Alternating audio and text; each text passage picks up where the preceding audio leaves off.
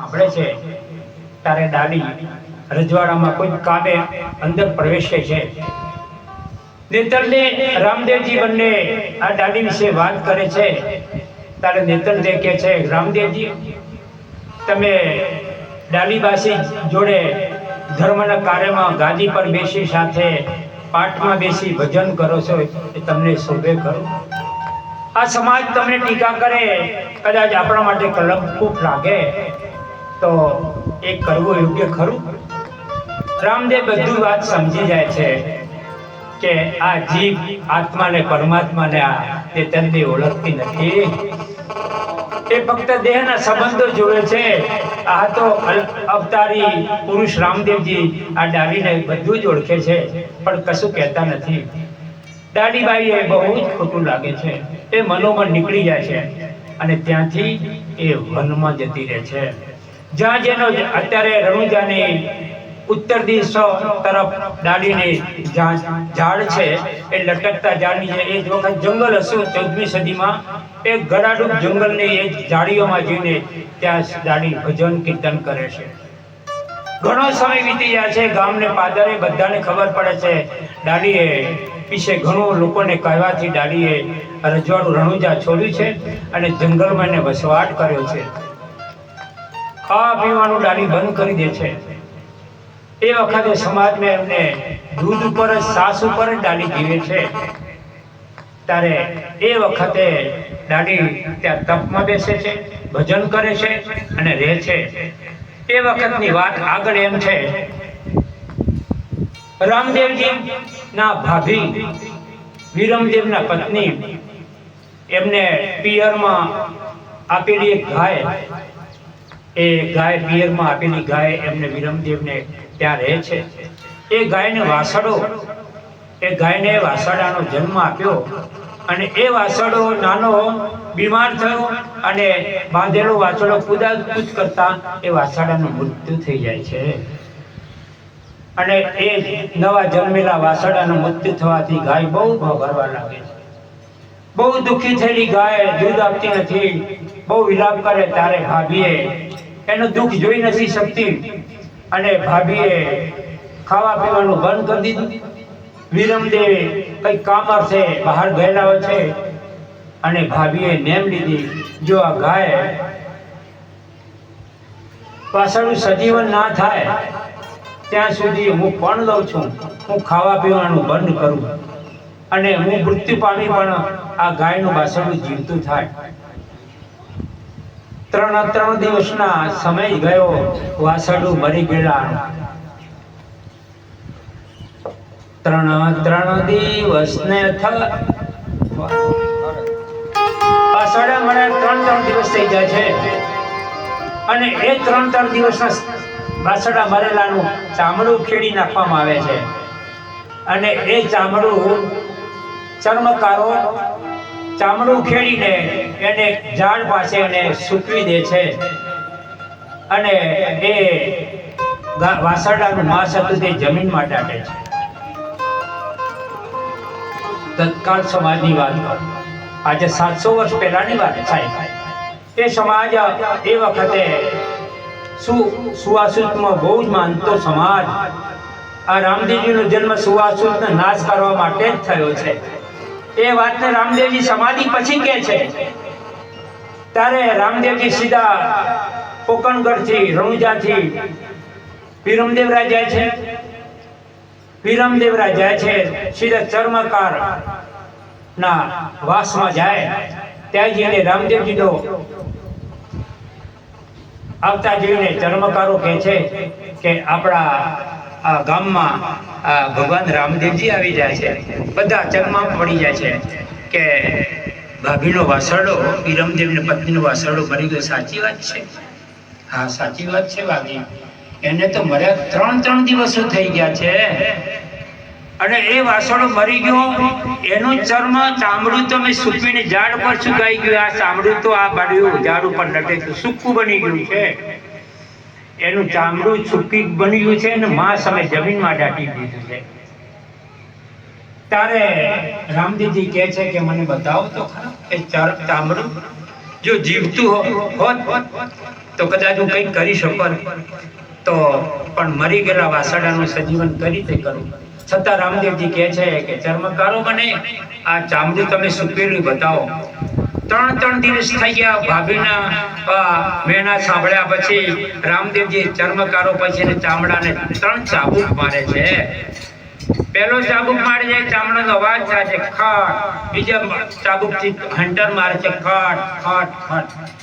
ચામડાથી માંથી બાળક જે વાસડો સજીવન થઈ જાય છે. સજીવન થયેલું વાસડું દોડતું દોડતું ગાય પાસે જઈને ભભરે ગાયના દૂધ પીએ છે.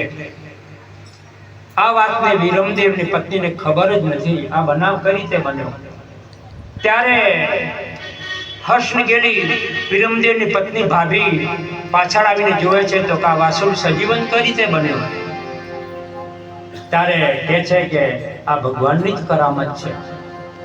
રામદેવજી પાછળ જાય છે, ભાભીને મળે છે. ભાભી આનંદિત પામે છે કે તમે જ મારા વાછડાને સજીવન કર્યો.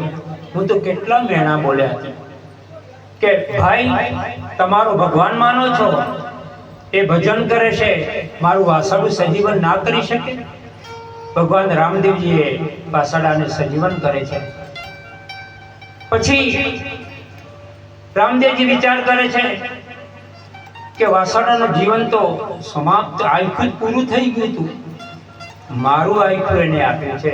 ભાભી શું જાણે આ અગમ નિગમની વાતો. મારું આયુષ્ય આ વાસડાને આપીને એને સજીવન કરું, મારો પરલોક જવાનો સમય થઈ ગયો. મારો પરલોક જવાનો સમય થઈ ગયો છે. ભાભી આગળ રામદેવજી કહે છે કે ભાભી મને અમરલોક જવાનો તમને માર્ગ બતાવી દીધો. મારી સમાધિ લેવાની તૈયારી માટે હું પોકણગઢ બધાને કહેવાની વાત કરો કે મારી સમાધિ લેવાની છે. ભાભીને બહુ દુઃખ થાય છે. મારું નિમિત્ત બનાવી આ વાસડાને સજીવન કરવા ભગવાનને સમાધિ સુધી જવું પડ્યું. પણ રામદેવજી અટલ હતા કે મારે ભાભી કોઈક તો નિમિત્ત કોની બનાવવા તો પડે ને. રામદેવજી કહે છે આ પ્રકૃતિનો નિયમ છે, જન્મ એનું મૃત્યુ થવાનું જ છે, મરેલાનો જન્મ થવાનો જ છે. કર્મ આધીના સૃષ્ટિ, પ્રકૃતિને આધીના સૃષ્ટિ, એમાં હું કઈ ના કરી શકું. ભલે હું અવતારી પુરુષ, પ્રકૃતિના નિયમને વિરુદ્ધ હું કઈ ના જઈ શકું. પણ ભાભી તમે માની ના શક્યા કે આ જન્મ થાય એનું મૃત્યુ થાય, પણ મારા ઉપર બધું જ તમે ઢોર્યું, પણ મેં આ વાસડું સજીવન કર્યું. કેમ તમે હઠ લીધી હતી મારું મૃત્યુ થાય પણ હું આ વાસડાને સજીવન કરાવીશ.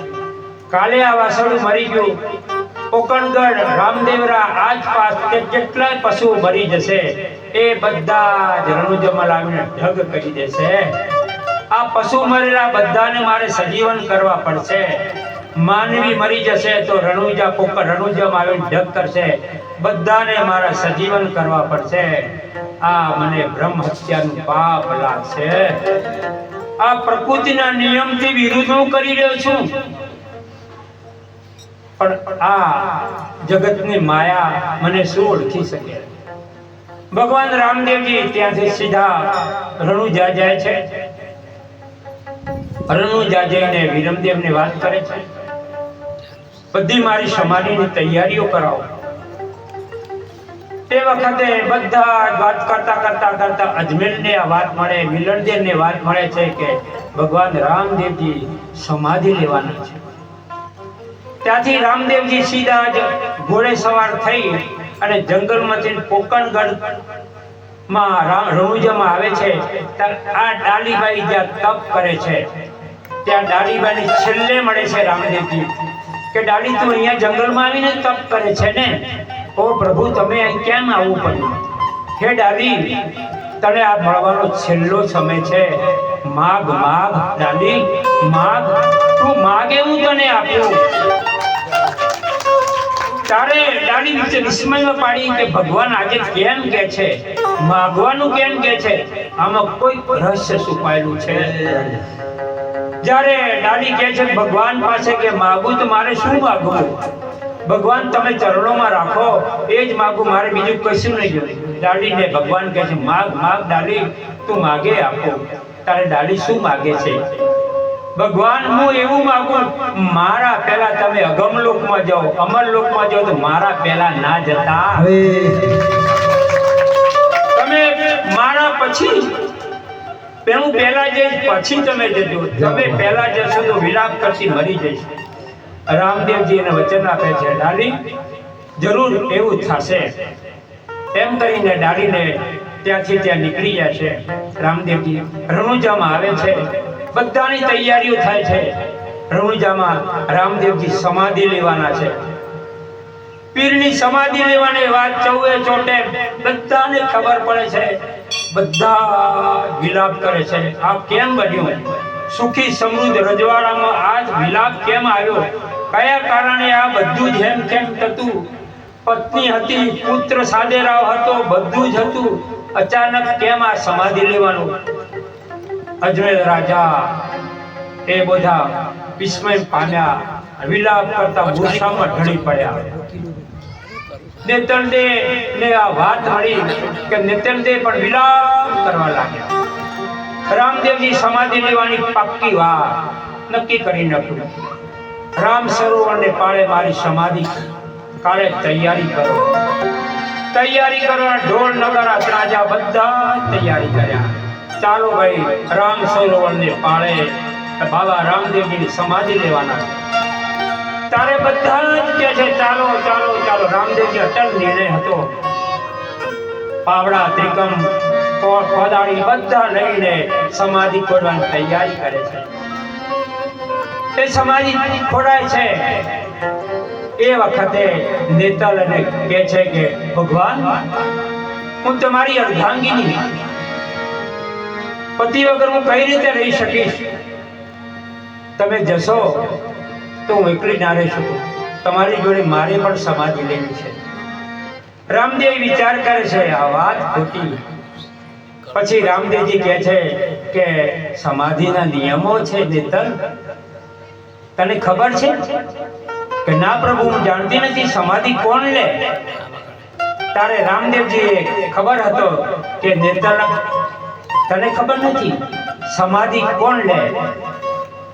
સતી થવું હોય તો એની પાછળ સમાધિ ના લે. જેના માતાના ગર્ભ ભ્રૂણ હોય, બાળક હોય, એ સમાધિ ના લઈ શકે. તારે નેતલ કહે છે મારા તો કોઈ ગર્ભમાં ભ્રૂણ જ નથી, બાળક નથી. તમે કેમ અવળી વાત કરો છો? નેતલ કોણ કે છે તારા ગર્ભમાં બાળક છે? તો તમે ક્યાંથી? સ્ત્રીનો ધર્મ તો હું જાણું. તો તારી ખાતરી કરવી છે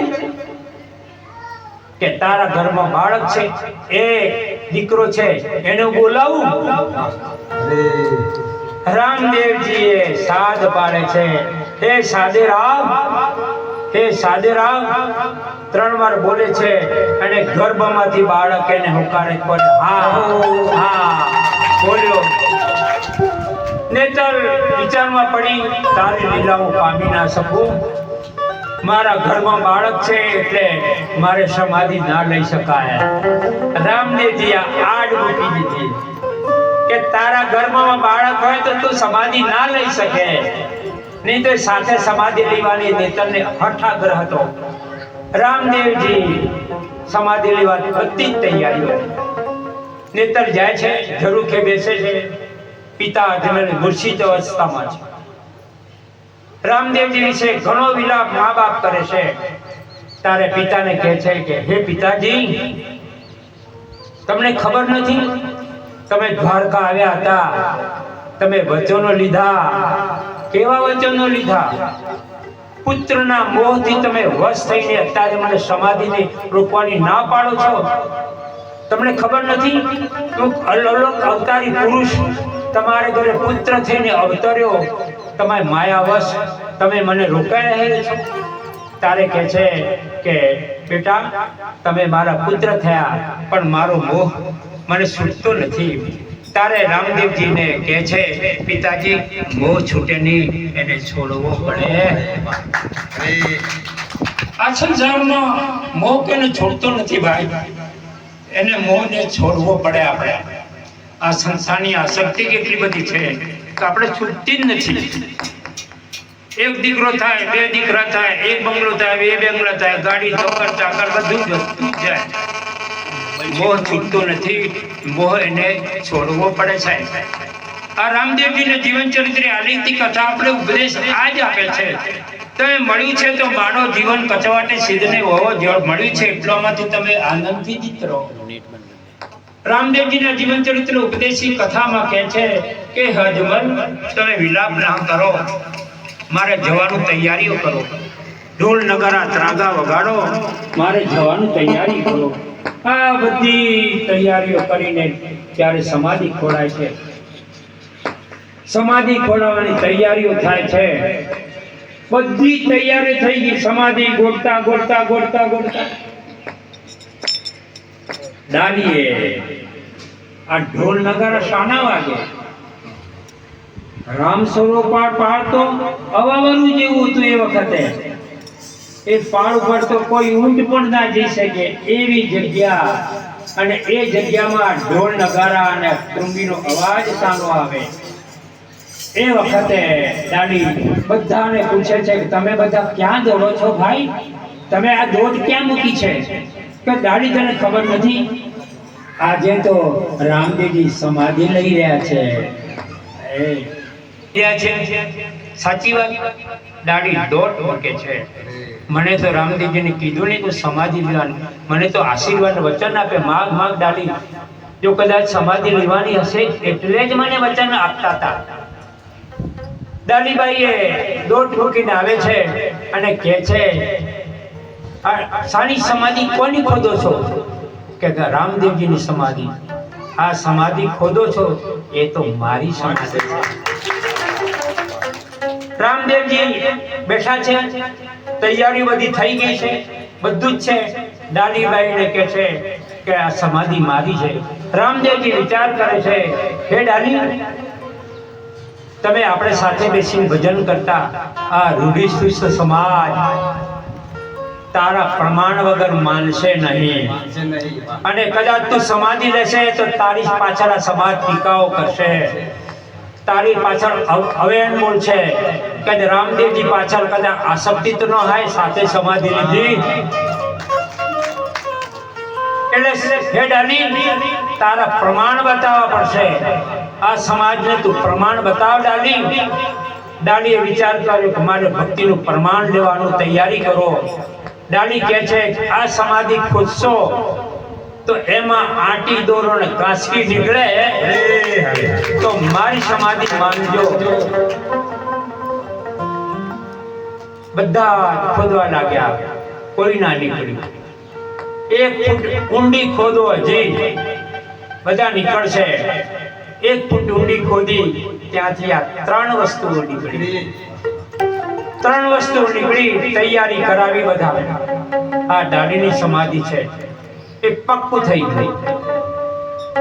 અને ડાલીએ એ વખતે મેઘવંશી એમના પિતા, સાયર, માતા બધાને રામાપીર બોલાવે છે. આ સમાધિ એમને ના લેવાય. આ સમાધિ લેવા માટે એમના વંશજ જોઈએ. મેઘવાદ સમાજ બધો આવે છે અને એ મેઘવાદ સમાજ ડાલીબાઈની સમાધિ આપે છે. સાયર પરિવાર આખો આવે છે. એ પરિવાર એક પડદો રાખે છે. પડદાને આંઠે રાખી અને ડાલીની સમાધિ લેવાય છે. એ વખતે ડાલીની સમાધિ લે છે. એ વખતે એક પ્રકાશ થાય છે અને એ પ્રકાશ અમરલોકમાં જતો રહે છે. સમાધિ ઉપર ચાદર ઢાંકી દે છે અને એમાં પુષ્પોથી બધી ઢાંકીને સમાધિ લઈ લે છે. આ અગમની સમાધિ તુરા કુળ વંશના કોઈ જોવામાં આવતી નથી. આ સમાધિ ફક્ત મેઘવાળ સમાજ જ સમાધિ ડાલીબાઈની આપે છે. રામદેવજી જાણતા હતા કે આ સમાધિ આપવાનો અધિકાર મેઘવંશી સમાજનો જ છે. એટલે રામદેવજી ભલી ભાંતિ જાણતા આ સમાધિ અપાવે છે. પછી ડાલી કહે છે કે ભગવાન રામદેવજીની સમાધિ તો ડાલીબાઈ અપાવી દીધી. ડાલીબાઈ જીવતા ત્યારે એમ સમાધિ વખતે કીધું હતું કે મારી સમાધિ તો દસમની હશે, બાબા રામદેવજી તમારી સમાધિ 11ની હશે. 2 દિવસ તમારે આ જગતમાં રોકાવું પડશે. નોમની સમાધિ હું લઈશ અને 11 દિવસની 11મી તમારી સમાધિ લઈશ. આ વચનો કહીને ડાળી સમાધિ અપાવી દે છે.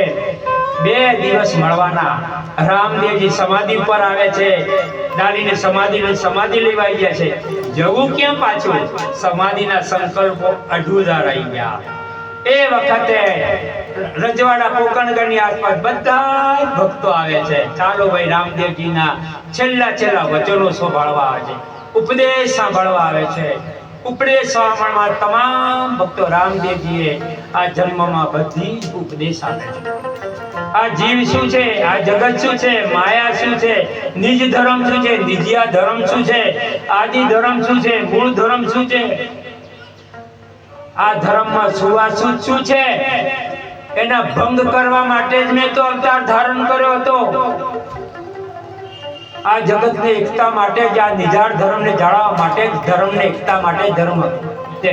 અને હું જયા પછી કોઈ આ રજવાડામાં છૂવાછૂત કરે નહીં. તમે નક્કી માનજો. ઘણા રામદેવજી ઉપદેશ આપ્યા. પછી 11મે દિવસે રામદેવજીની સમાધિ લેવાની તૈયારી થાય છે.